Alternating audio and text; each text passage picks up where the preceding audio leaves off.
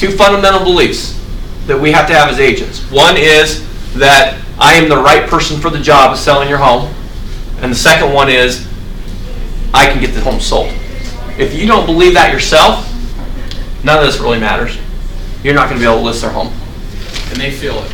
And they feel it. They know it. Yeah. If you don't like the question you asked him earlier, you hesitate and you don't know, they don't know, and they want to get you out. Because they want the guy that's going to come in and say, absolutely, I can take care of it. Yeah.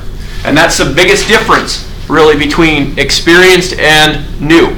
Okay, it doesn't matter the years you've been in the business. There's people who've been in the business for years who don't have the confidence that won't bring it in the presentation.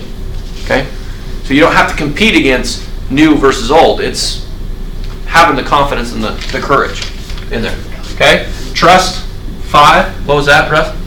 I didn't say a word. I just that's where the value comes in too. If you have all of these keys to the great presentation, to have it in place, you're going to be confident. Yeah, I like that. And as a new agent, you need to know your value proposition. When I first started as 22, I looked like I was 12. But That's awesome. But I had to overcome that. I had to find my value proposition. You know, one of the things I would say was, I'm young. I have to make this work.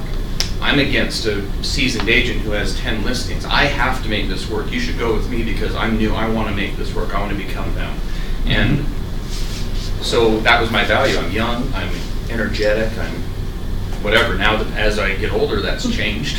Yeah, I'm no longer energetic and no longer young. So let me guess, your value you present is different. It gets worse every year, right? Right. It's got to get the job done quick so we can take it. Well, we got to talk that way though, because if I'm competing against somebody where they pull up on the MLS and they've got 30 closed and 20 active listings, and I'm competing with them, and I have 1 or 2 active listings, and I sell 1 or 2 here for the last 2 months, am I just going to back out because of that, or am I going to have to change my value and my proposition of what I can present to them so that it makes sense? Okay? So what would I say in that case? Well, I have the time. I have to get your home sold. When you call me. You don't call an assistant. Different things that we can twist to make it so that we have more value. Make sense? Okay, number 5 is safe and reduce risk. Why is somebody not feeling safe in a transaction? If I go talk to a for sale by owner, why would they not feel safe? Why is there risk involved with working with me? Is there risk? You have to sign a contract. You have to sign a contract, okay? So what would that mean? You could be tied up for multiple months. Yeah, so if you don't do anything, I could be tied up for months. Yeah. If you got a bad agent, you lose money. Yeah, you lose money. Okay? What else? What was that, a badass agent? Yeah. Okay? Right? Right. For sell by owner, it's riskier to work with an agent because it's going to cost me money to work with them. There's a huge risk involved. Right? I don't know you. You just called me. I don't want to set up an appointment with you because it's not safe. Okay? And number 6 is the close. And a lot of times the close doesn't happen. We think it happens, but it doesn't happen. There's no formal close, it doesn't happen. When we assume, and we hear this an awful lot, okay, what would you like to do? How do you feel about what I've shared with you? Great. Should I call you again? Should I get back with you again? These aren't closes. So if we don't feel comfortable at this point and we try to close, it's not going to work. It's going to be an uncomfortable close. Does that make sense? Okay? So when you look at these 5 things, or 6 things that we look at here, this is how I evaluate whether the presentation went well. I have on my presentation, so I'll show you my actual presentation that I take with me. Okay, so this is my presentation.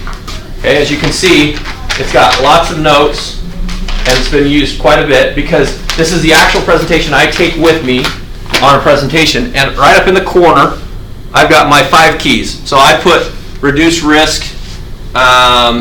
Actually, I put the capable and trust in the same category. So I have 5 instead of 6, but I broke it down into 6. Okay. Okay? Because after a presentation, I'm going to ask myself, what happened here? Regardless of whether I got the listing or not. If I got the listing, I'm going to ask, what went well? Did I connect with them? Did I connect to the level I should have connected? Did I bring value? Did I separate myself? Is there trust, safe, close? Obviously, it happened because we closed and I got the listing. What if I didn't get the listing? These things here are going to tell you whether or not you got the listing and whether or not, well, why you didn't get the listing. They're going to tell you. Because if you come in there and like, yeah, you know, it was just really awkward. You know, I presented my value and we talked about the competition. I closed and it just didn't work. And we really didn't have a connection with them. It's not going to work. Doesn't matter how good your presentation becomes. If they're not connected with you, it's not going to work.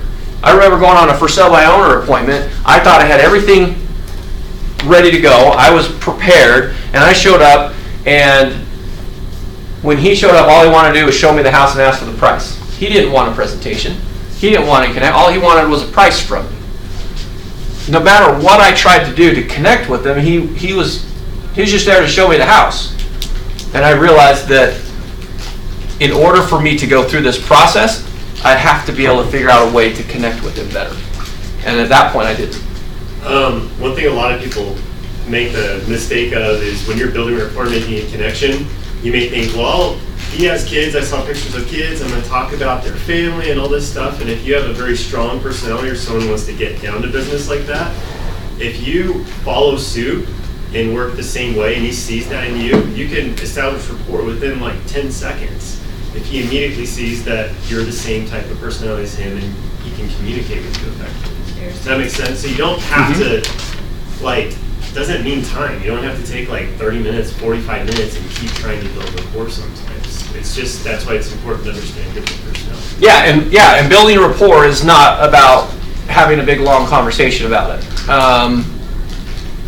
In fact, if you go too deep into this section here, you'll go to the opposite side of where now you're becoming more on the friend side versus I'm going to follow you because I'm going to allow you to lead.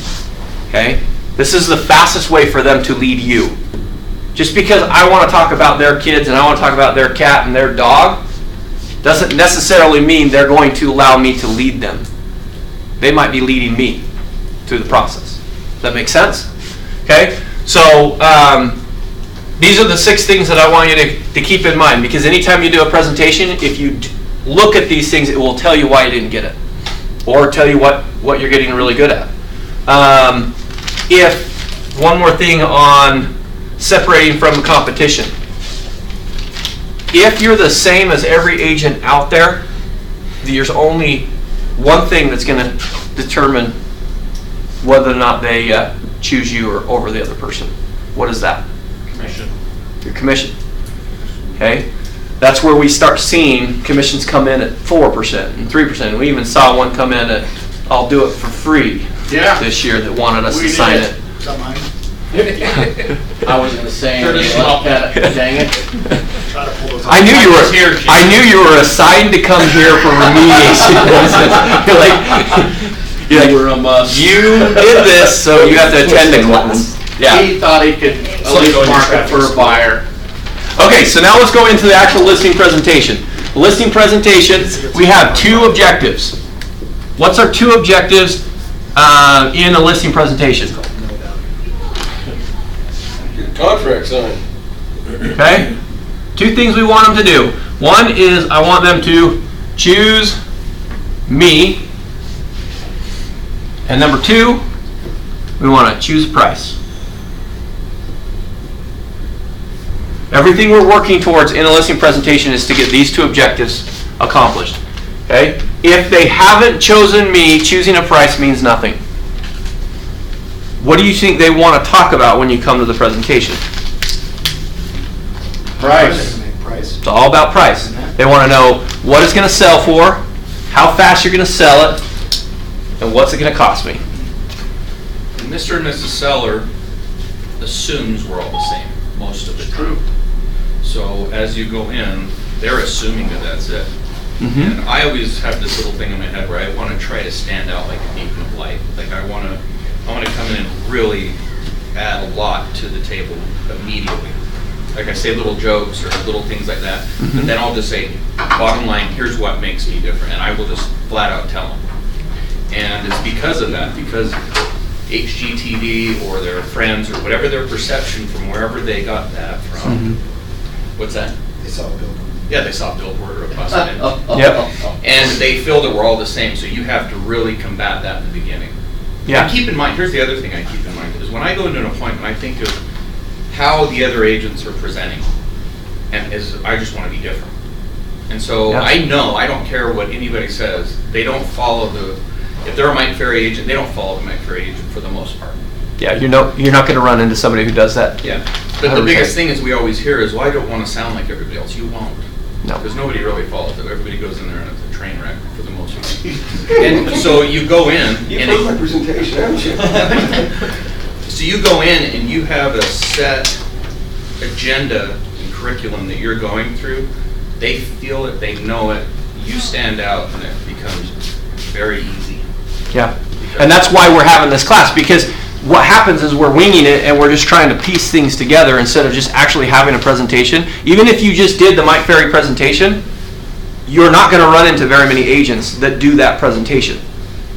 So if you learn just that presentation, the first one I gave you guys, if you just learn that one, you'll have more success than if you're just winging it through the whole process. The other thing, you brought up a really good point, and I wanted to bring that up too today, is in the industry, we learn about who the best agents are. Okay, we know who the top agents are. There's agents in our office that if you're competing against, they kind of get your heart beating a little bit, like, oh man, I know they produce a lot of transactions, they close a lot of deals, right? But when you mentioned that the seller puts us all on the same level, it's the same level across the board.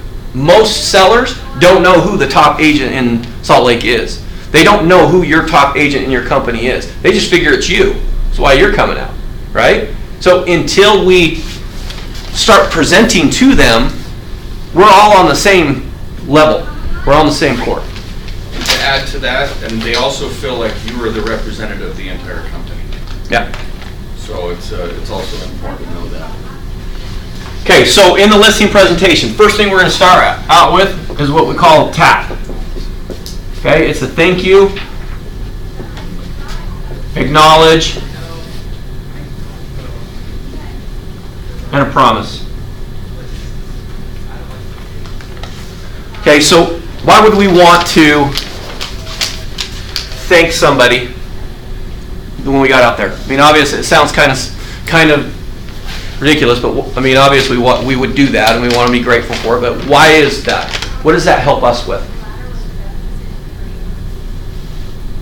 Well, it helps you with your report with them, so that kind of breaks down the wall.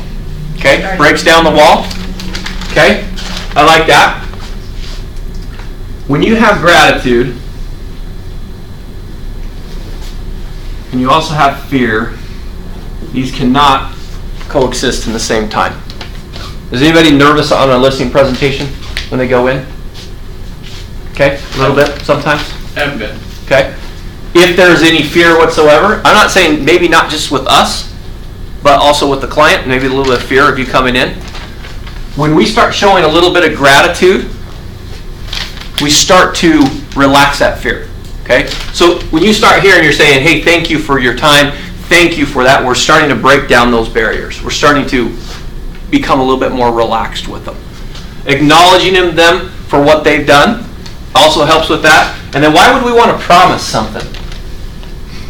Value. Okay? Why else would we want to promise something? Accountability. Accountability. I like that. Okay? So that puts you on the hot spot to be able to produce. Okay? Remember, we get an appointment, we're excited about the appointment, we prepare for the appointment, and then we're trying to get another appointment. So we're doing lots of different things all day long, right? A seller's got one objective. What's that objective? Sell the house, make a bunch of money. They want to sell the house. They're focused on that. They're nervous about that section. This allows us to introduce it. Okay? I use this a couple times during the presentation. Anytime I feel like that I need to start into something new. When I first get to a home and I'm meeting them for the first time, I'm going to go through this. Be right back. Yeah. Just somebody waiting for me outside. Okay, so I'm going to use this right when I first meet them. First time I meet them, I'm going to say, hey, thanks for having me over. You know, I know your time's valuable, and I promise you the time you spend won't be a waste of your time. Okay, something simple like that. Goes really fast. The second time I'm going to use this is when I start my presentation. Okay, so for me, what I like to do is I like to, like if I meet them in the driveway, if I meet them at the door, I'm not going to go straight in my presentation, but I'm going to go through this first step, and then I like to go look at the house. There's two ways you can do it. You can look at the house with them. You can look at it on your own. Why would I want to look at it with them? Your test closes. You can do test closes. You can trial close them. You can get to know her a little bit better. So when you sell your house, what are you going to do with this piano? Right. Okay. What's a benefit to seeing it on your own and not having them with you? Speed. Have you ever taken 40 minutes to go through a house that you could have walked through in 2? Golden nails. Yeah. Okay. There's 2 ways to do it. So let's just say that I take them through the house and I got to get started back on my presentation. I will return to this first step and I will do this a second time to get me started on my presentation. Does that make sense? Yeah? Yeah. All right. Number 2. That's what we call the game plan. Okay. This is where I'm going to tell them what I'm going to tell them. Okay, this is how we go with the presentation. First I'm going to tell them what I'll tell them, then I tell them, and then I tell them what I told them. There's 3 times. Does that make sense? So right here I'm going to tell them what I'm going to tell them through the presentation. I'm going to give them an outline. Okay? So I'm going to give them a game plan. And there's going to be 4 things we're going to talk about today. First, we're going to talk about your needs and your wants. You got to know exactly what they're needing for me to help them. Okay, is there a scenario which you meet with a seller that you will not be of use to them? Yep. You know, is there a time where you actually sit down with a seller and you can find out that you're not any help with them? For sure. Yeah. Okay. Unrealistic in price, unrealistic in outcome, upside down. Yeah. Condition. So if we don't know what they need, Issues. it's hard to say, well, I can sell your house, because there's a chance you might not be able to sell their house. If what they need is impossible, it's not going to work. Okay, I want to sell my house. Great, I'm coming over. Okay, now you get over there and they say, well, I need to sell my house. It's worth $200,000, and I need about $600,000, and I'd like you to sell it. You know, it's not going to work. We got to figure out our needs and wants. Okay. Next is expectations.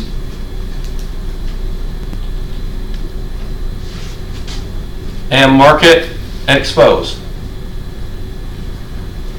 Exposing the property. So we're talking specifically about the property itself. So expectations on whose part? Both sides. Both sides. Why do they need to know my expectations as an agent?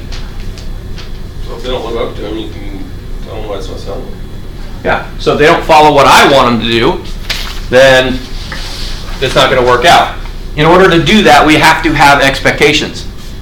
These are the things that I expect my sellers to do. So what are things that I expect my seller to do? One is I expect them to be able to show the property. If I have a really, was it that bad? Oh, I got somebody waiting for me out front. Dude. Expectations. So some of the expectations that I have for my sellers, they have to be able to show the home. If I have somebody that says, yeah, I want you to sell the home, but you can't. Nobody's waiting. Nobody's waiting. That's okay. Hello. Hey, just 1 second, guys. For me too. Is this recorded? Yes. Yeah. Okay, so what are some more expectations? So does that say market analysis? What does that say? Market and expose. Oh, How am I going to market and expose it? Okay. Yeah. Okay. So let's go through some more expectations. What is an expectation an agent would have for clients. Have the house, oh, go ahead. Go ahead. You started first? No. Have the You've house been in ready business and longer than showable. me. Ready and showable, okay? That's great. Sellers that Clean. don't argue. Sellers do not. Jeez, you guys. Okay, so if those are your expectations, you're not gonna take a listing that you find Pick that has up that. on food. I have one that says, if I run into a seller that requires me to be at every single one of their showings and won't let me put a lockbox in their house, I don't take a listing. I'll refer it out to someone else. That's, to me, that is total waste of my time. But that's my expectations. You might run out there every single time. See, mine takes priority, is their motivation. Is there If motivation? they're highly motivated and they have equity, I will show up to every damn showing they ever have because it will sell. Yeah, and So it's all about motivation. that's why we're looking at this right here and If saying, it's a look, here's- $500,000 house, they're willing to list it for $250, I wouldn't be there. Yeah. So that's why we have different expectations. You got to define what your expectation You have is. to know it. You have to know it. Yeah. Going in, and you have to know what you're willing to accept and what you're willing to not accept. Yeah. Nothing worse than walking out of a listing with it signed, getting out the door shuts, and you say, shoot, why did I do Why did I this? take don't that? know if this Yeah. is gonna work. Like, what did I do? Yeah. Oh my gosh. You know, and the funny thing is when you're lax on one of your expectations, like you just kind of like, okay, I'll just fudge a little bit. It'll be okay. I'll make sure it happens. I guarantee you the problem you have in the transaction will be that one problem. It just happened. It's going to happen. So I don't know if this is illegal or not, but I tried to cancel a listing once and the seller wouldn't let me. It's a two-way agreement. And they were being difficult to work with, so I literally snuck over at night and stole my son a key box. And they caught me, put the sign in the back of the car. And I thought he was gonna thump me. Well, so we get upset at sellers if what they want to cancel on us, right? They can't cancel on us because we're going to fight it, right? They're part of the contract. We can't just cancel on them. Yeah, I did. Okay, but Well, yeah, it's actually a broker. It's not a Yeah. exclusive right to sell. And Well, it's a good thing those brokers don't have no idea what we're doing half the time. yeah, go ahead. What are some other like standard expectations that you would have for a potential seller? That's the list we're going through Oh, okay. right now. I have one that they have to be reasonable and nice, or have to respect me at least. I mean, Yeah. I may not get along with them, but they have to respect me. I've had people that have just been like so tough, and I just close my book and say, I'm not. This just doesn't work for me. I'm sorry. And I have the guy follow me out to the car. What's the problem? And I just said, this just isn't going to work. But that's freedom. I mean, because if I would have taken that guy, I would have got other listings because of that one guy. There was one about 4 years ago that we passed the client around to different agents. Was that one that you got? I think you got one of those, but there was one but I remember where him. there was one where the one agent just couldn't handle him, so we moved him to another agent, and we moved him to 4 agents before all of us and the company decided to fire the seller because it just didn't work out because of that very reason. He was just mean.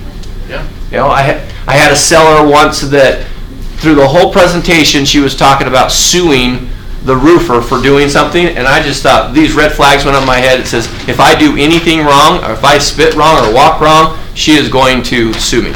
It was not. Now, if they price it right and they're motivated, like Jay says, you can handle a lot, but you have to know your limitations and you have to be willing to walk away. And if you're willing to walk away, you have freedom.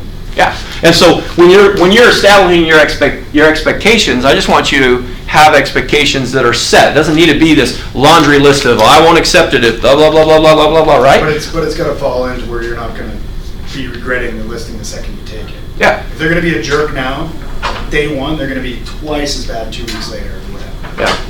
I usually check my bank account before I go to the listing presentation, and that sets my expectation. So I suggest you set some expectations prior to that, and then you get it. And then market expose. That's what you're going to do to sell the home.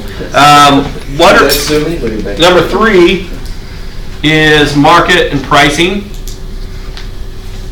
This is different than marketing and exposure. This is actually like your CMA, what's happening in the actual market. You could say marketplace or local market. Local market. So I like to go, in this section we're going to talk about stats, strategies, and the CMA. Okay, and then number 4 is we're going to sign some paperwork. sign work. Sign paperwork. Okay? Now remember, what we're doing right now is we're talking about the game plan. We're not talking about these items. All I'm telling them is, these are the things that I'm going to tell you. So why would I want to give them an outline of what I want to tell them? You know what to expect. So they know what to expect, okay? That's another reason I want to give them that. What's that? Falls right back into the promise. Falls back into a promise. What we're going to do and what the plan is and how to set ourselves up for success. Yeah, okay? Another reason that I'm going to just tell them this is because I'm going to give them an expectation of where this presentation's going. It is an actual presentation. Have you ever been on one that just doesn't feel like a presentation, it just feels like a conversation? Okay? For you guys that haven't been on one yet, it happens a lot. They just want to they just want to talk to you. Okay? This is how we set it up so that we can actually have a presentation. So anytime that I come in, if I say, okay, today, thanks again for coming in. I know your time's valuable. I promise you the time you spend today, this next 20 minutes is not going to be a waste of your time. I'm going to give you some really great information. Let me just give you an outline of what the next 20 minutes is going to look like. And I give you an outline, and then I get to that point, and I just say, look, first we're going to talk about your needs.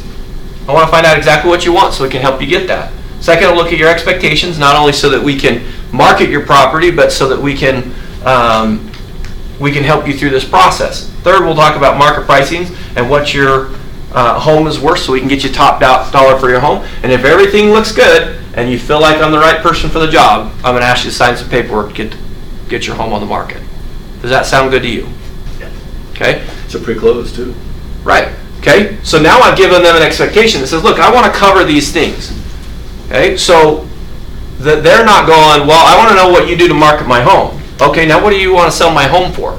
Well, what do you do if I don't really want a sign in my house, so what are you going to do about that? Were they trying to lead you down a different presentation? This gives you a real clear-cut way to do it. Okay, the first mistake that I see on this one is after I've gone here and I say, okay, so first I want to talk to you about the needs and what you're trying to accomplish by selling this home. And then I pause. And they go, well, let me tell you why I was selling my home. This is what I want to do. Now all of a sudden, instead of doing the game plan, we're just talking about these. Now we never actually gave them a direction, which means we're not leading them through the process. Okay? So what I like to do at this, when I finish this section here, I'll just say, does that sound good to you? Okay, great. So before we get started, is there anything else that you want to make sure that I cover in this presentation tonight that I've not already mentioned? Okay? I give them a chance to give me an idea of what my presentation should look like. And they might say something like, well, what do you charge? Okay? If they ask me any question, I don't care what they're talking about, if they ask me a question, I'm going to write it down and say, great, we'll cover that too. What else? Okay? So that they know I'm just making a list. We're not covering it right now. I don't have to say something like, I don't really want to answer your question right now. I don't want to talk about that now. All I have to say is, great, is there anything else you want me to cover? Perfect. Now I've given them a list. Now I'm making a bigger list of what I want them to cover. Now it doesn't matter what they say. I can add that to my list. Yeah. This is a good time too. They can derail you when talking about the commission, and it took me a while to learn this. But yeah. They ask you about your commission, and you start going on and on and on, and you've lost control. And in the end, they may not want to hear the rest. Where you can say, "Let's deal with that at the end."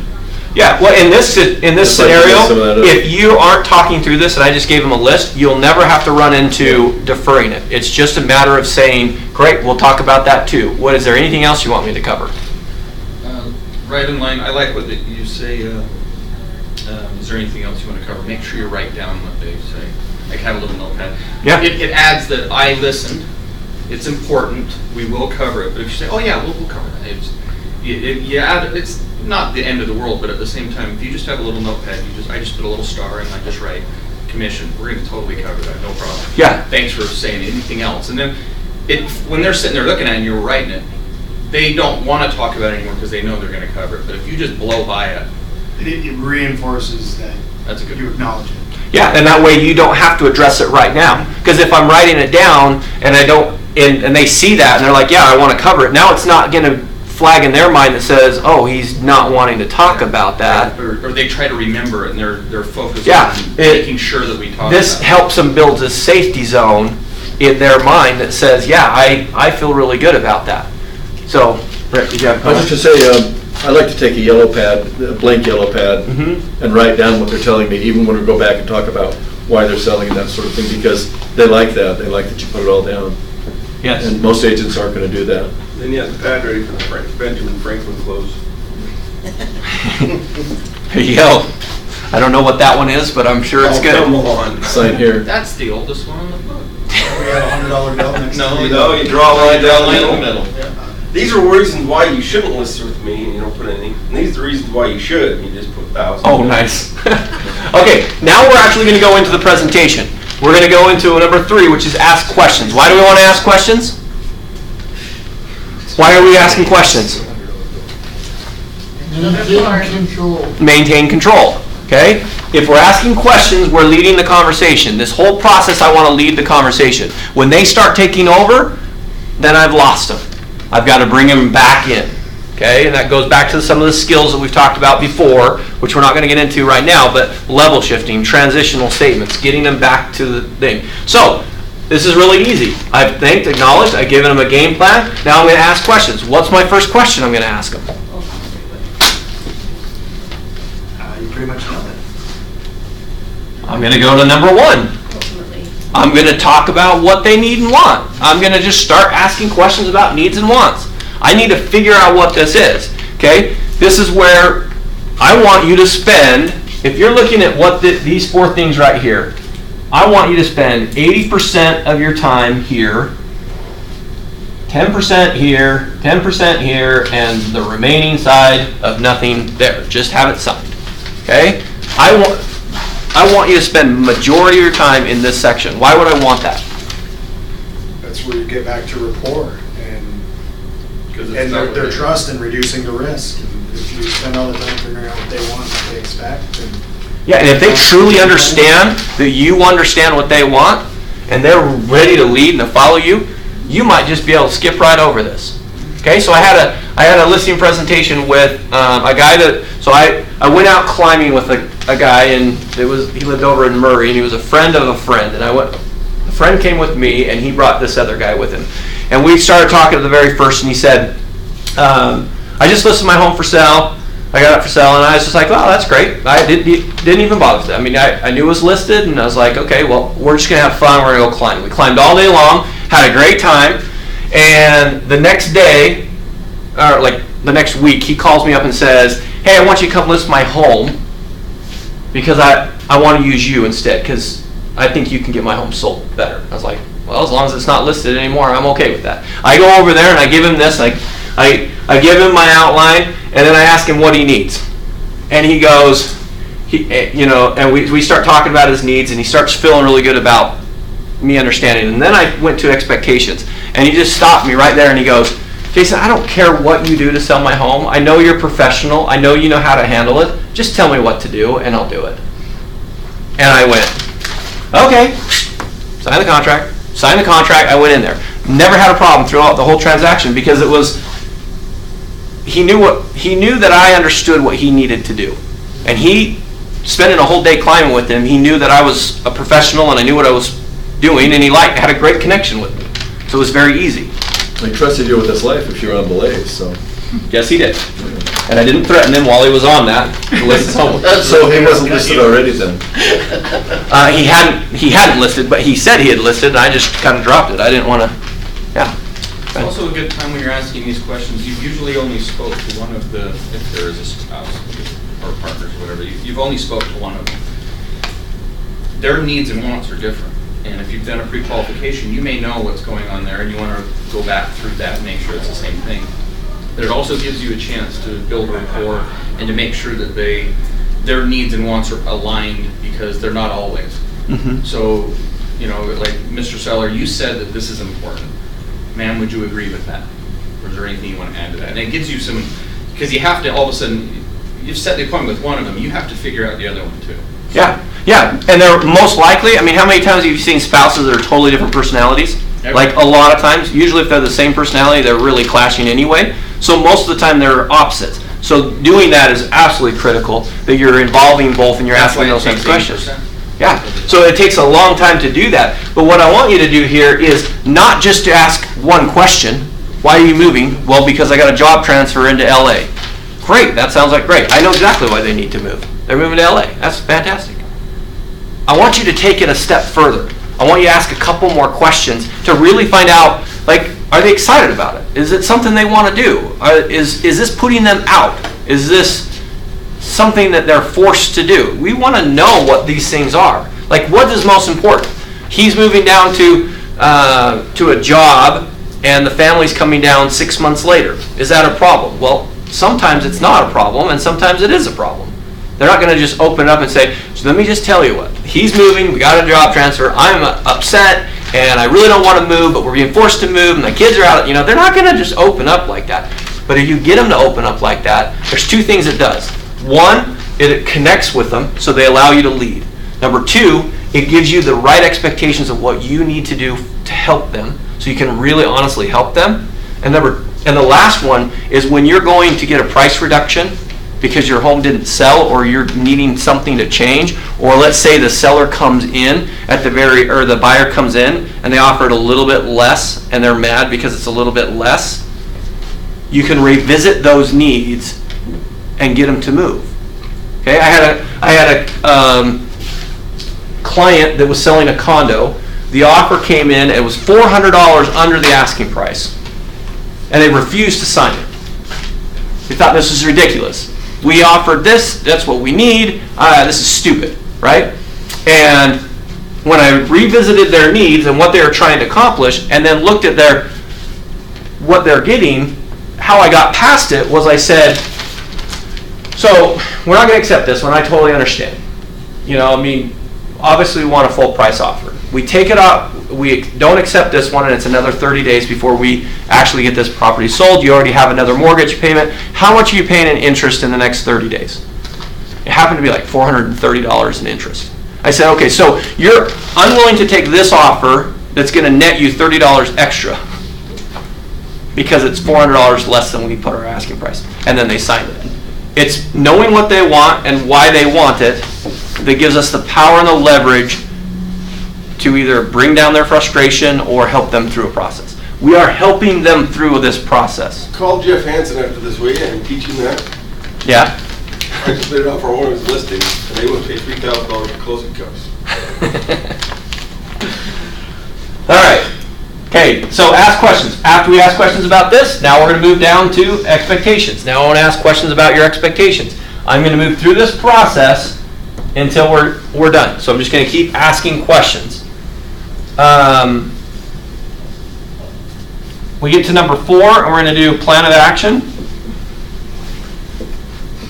I usually present my plan of action in here with this expectations section. That's when I like to do it. You can put it in different sections if you want. But for me, in my expectations, when I've gone through their expectations and my expectations, I'm going to go into my plan of action, what I do to get homes sold. For that, I like to talk about 5 different things. You can talk about, I hope you have a lot of different plan of action. But one of them I like to talk about is communication, how I communicate. 2, I like to talk about the MLS. 3, I talk about photos and tours. And 4, I talk about my sign. And number 5, I talk about key box. These are the things I like to talk about. This is how I'm going to separate myself from the competition. Okay, and then you might ask yourself, well, how is this separating from the competition? Does everyone have a key box? Okay, how come my key box is better than your key box? Well, it's not, mine's better than yours. Okay, why is yours better than mine? Because I manage mine. You manage yours. It's all about what you're presenting. For me, I like to talk about a key box because it comes back to something like this. I will bring a key box into safe and reduce risk every single time. Okay? Do you want people just coming into your home randomly? What are they normally going to say? No, I don't want people coming in my home. You know, you want to make sure that you know who's come in your home and who hasn't come in your home. Yeah, right, that's exactly why you need to work with me. See, some agents are just going to use a normal mechanical key box, which some do. So I'm not lying. Some use key boxes where they just use the mechanical side of it and you can't track who's been in your house. Okay? Most agents aren't talking about their key box in a way that separates them from the competition and reduces the risk. I want to reduce risk and I want to separate myself from the competition through this whole process. If I'm doing that and I get down to the bottom and I'm bringing value and I'm doing all that, then all I have to do is close and it's easy. But if I'm doing that, so key box, sign, okay? How many times have you seen a for sale sign that looks like a painter sign or a election sign? In the next 2 months, we're going to see a ton of election signs out there, right? This is the perfect time to bring the sign up about how we're going to get your home marketed. Photo tour, this is where I talk about whether I do open houses or I don't do open houses. For me personally, I don't do open houses. And this is where I'm going to talk about it. Photos are open 24/7, 24 hours a day, 7 days a week. It's going to be in the best light and they can see it when they want to look at it. When are most buyers looking at homes by themselves? 11 to 3 a.m. Okay, they're not going to be coming to look at your home. This also is where I talk about the sign writer. Okay, the dot signal sign writer was where they get the information. I talk to them about why I don't do flyers. Okay, does anybody do flyers? Okay, Jay does flyers. Okay, When door knocking, working the signs? door knocking on there. Okay, Yeah. but do you put them on your listing? Not anymore. Okay, not anymore. Why do you put them on your listing? Because I found that the house is over $400,000, buyers expect it. But Okay. I think you're cheap if you don't have them out there. Okay, I can see how you can see that. So let me ask you That's this. direct feedback from So let me ask you this. You put 25 flyers in there. The next day you come back, there's 25 flyers gone. No, you don't put them out on the sign, put them in the house.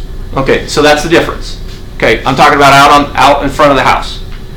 Okay, I agree with you on the flyers inside. I don't put them on the outside for the reason I can't track them. I don't know who's been in the house. Like, I don't know who's looked at it, right? So that's where I'm going to describe that. Because how many times have you seen flyer boxes on the house? An empty flyer box. Okay, that's worse than not having a flyer box at all, is having an empty flyer box. Does that make sense? Okay? Then the agent looks like they're not managing it. Yeah, they're not managing it. And usually the real estate sign is tipped over 3 Yeah, it's tipped over. Well, I stopped using flyers. I had a listing out in over by airport number 2 in West Jordan, and I put 25 flyers in the box, and I drove down the street just a little ways, and I got a phone call, so I pulled over, so I could still see my house, but I was 4 or 5 houses down, and I was on the phone, and school got out, and this kid walks by, and he grabs the flyers, and he goes, phew, and they all go up in the air, and he kept walking. I was like, you kidding me? No wonder there's no flyers in there every time the seller asked me. So to me, it was a total waste. But the flyer, the number that we have, you can track who calls you. You get their information. And I always tell my sellers, I can sell your home better than a flyer can.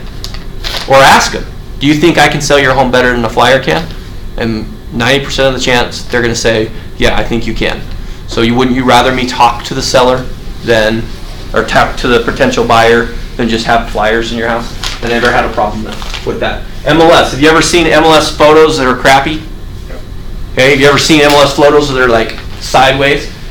Okay, there are so many problems with MLS stuff that when I talk about my MLS, I double check my MLS and I look and make sure everything is right. And then I always tell them a story about a listing that, an expired listing that I took out in Riverton. Okay, in Riverton on 100 and, what street is that? Like 132. It's a long street that goes through. Okay, you can go from 7th East to 7th West. You can drive that whole section. Okay, but one section's industrial and the other section's houses.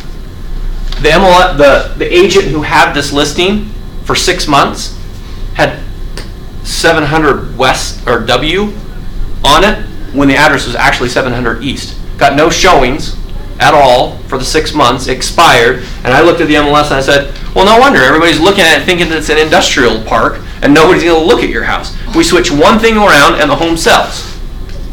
That happens all the time. How pissed were they? They weren't really happy with their agent in the first place, so that, but the reality is when you look at the MLS, when an expired, I love doing expireds because I'll look at the MLS and see if it was the agent's fault or if it was the pricing fault, and you can see that by the MLS. My favorite one is towards the end of spring when there's not been snow on the ground for a long time and you get an MLS listing that expires with snow on their yard. Those are my favorite ones to go back to because I look at it and say, I'll take the photo and I'll say, look at your house. When was the last time it snowed? And they'll be like, oh, like 4 months ago. Right, and this is what people are looking at when they see your home. No wonder they're not looking at your home. Let's get this fixed and make sure your home sells. And then it's like, yeah, that makes sense. Does that make sense? Yep. Okay. And then the last two things, and we'll be done. Number 5 is the market. And I want you to start out just knowing some global things, moving to national, to local, to hyperlocal, which is like the neighborhood. Okay, why would we want to give them a picture of what's happening in the whole market? Trends, Education. What did you say? Education. Education, yeah, trends in education. Yeah, this is giving them what we're doing is we're establishing the fact that we have the information that they need, so that when we get to our pricing right here in marketing and pricing in our CMA, that we're not having to defend the fact that yes, their neighbor down the street had a unique situation and sold their home for a price that your home will never sell for. Sorry. Okay. Global and national are really easy to get. You can just go on NAR's site and look into their statistics. The local one, you should be getting that email every couple of weeks from Gretchen. That's plenty of information for that. So really all you have to do is prepare your CMA. You prepare your CMA, you take these numbers with you, and you can present that. And then the last is a close. And a close is an actual formal way of getting the contract signed. Okay, does this seem pretty easy? Okay, so that paper that I gave you will go through some of these questions, and it just goes through this whole process.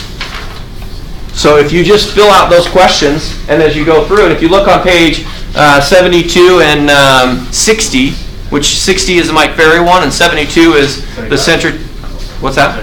75 is the Century 21 one. Just look and find questions you like. I want you to do this, then do something like this, and then find questions, 20 questions that you like, and then you can move through the process. Here you go. Okay. I think I need to make some more copies of it. But I'll make some more copies here in a second. Anybody have questions about this? This was the book I had. Does it make sense? Good. Okay. It's not hard to do a great listing presentation. I find that the ones that don't do a great listing presentation is because they don't have one, or they're afraid to do something structured. It's structured in our mind because I've sat down and I've structured it out. But remember, their mind, they're coming for a presentation. They just want to know some things. This just breaks it down so that I can come back and say, did I do these things, and this is why I got my listing.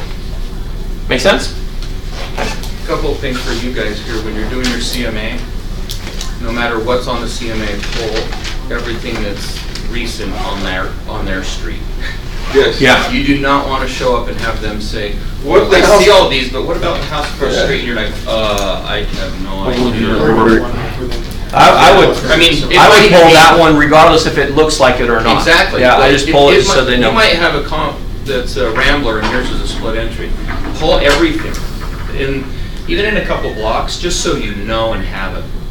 Worst thing, when I first started, I sat down with somebody and they're like, well, what about our neighbor's house? And I had no idea. And it was before smartphones. Okay, I don't know. I had no idea and I looked stupid. I'm just telling you. The other thing I was going to add, Jason, is all of this stuff. practice 1,000 times.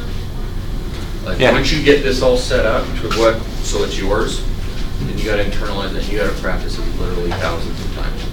Yeah, and that's why we come back to this 3 things here, why this is so critical. Like, literally, we look at it and say, well, I don't need to do the presentation because I gotta work on my setting appointments. You get this down, setting appointments becomes easier because it's like, I love my presentation, it's great, it's a great presentation. When I go out, it feels good. Now I want to set that presentation and do You're not it. gonna be able to close if you don't have a presentation. You're gonna be afraid to prospect because you're gonna set an appointment, you're gonna say, oh, great, now I gotta go in. Now what do I do? Yeah. And So then with they a good don't know how to close. presentation, you go in and you can nail it. Even, it doesn't matter if there's experienced agents or 10 agents all competing. If you can nail that, and you can set yourself apart and know it like the back of your hand, you'll get it. Yeah. So what's the best way to do a presentation? Do you set up a whiteboard in front of them, or do you sit down at the kitchen table? What's the best way? So I will sit down at the kitchen table. I'll never sit down at the couch. Every time I've sat on the couch, it's bit me. Oh, yeah. It's just, I'll either think, okay, the couch is great, and it's one of those really comfy ones that you fall back into. It's really long. That never worked. You can't give an honest presentation that way. No place to present your comps Yeah. and stuff. There's other things, there's little things like when you're going over comps, if you can, you don't always have that opportunity, but if you can, you don't want to be on the other side of the table. I mean, it's okay to present that way, but when you're talking about price, let's discuss